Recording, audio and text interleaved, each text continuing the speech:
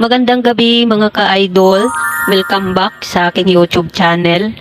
Shout out sa lahat ng mga subscribers ko, sa lahat ng mga sumusuporta ng mga videos na ina-upload ko. Maraming salamat. At shout out sa lahat ng mga nadadaanan ng aking mga videos. Mabuhay po kayo. Maraming salamat. Wow. For today's video, go-grocery ko lang kanina at katatapos ko lang mag-price check at saka mag-display ng aking mga pinamili.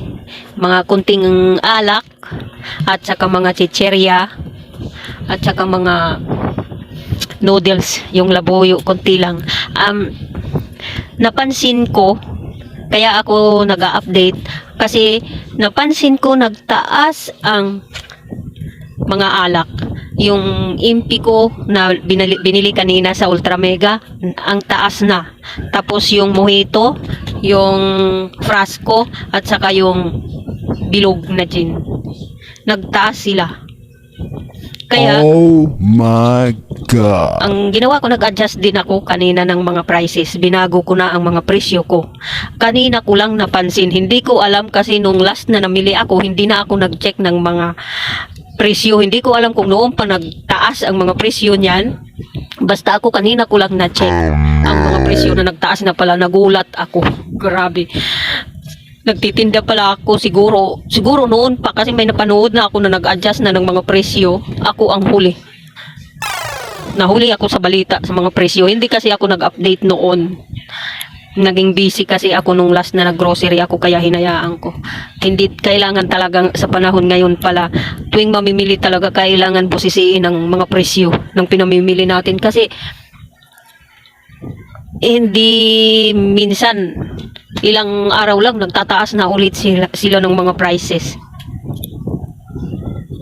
Kaya kailangan talagang mabusisi tayo.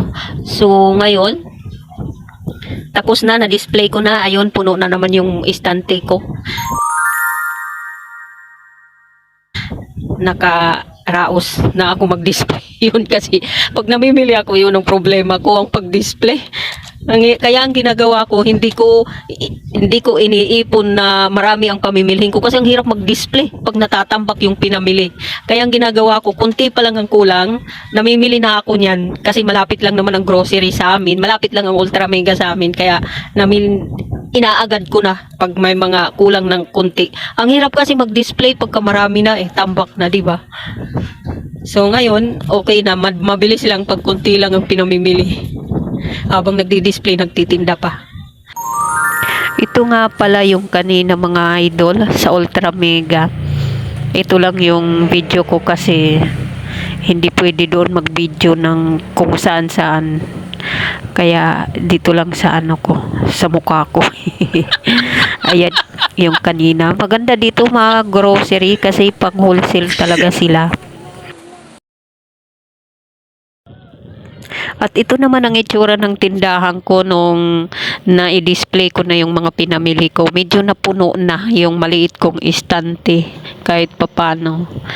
Mabilis lang ma-display pagka maliit lang yung mga pinamimili. Ganon ang style ko. Hindi ko tinatambak yung mga bilihin kasi ako din nahihirapan mag-display. Kaya ayun. Mabilis lang. Tamad kasi ako mag-display pagka marami na, kaya kunti pa lang ang kulang ko, namimili na ako niyan. So yun lang for today's vlog. Maraming salamat sa lahat ng mga sumusubaybay at nanonood ng mga videos ko. Thank you so much. Magandang gabi at maraming salamat. Bye-bye!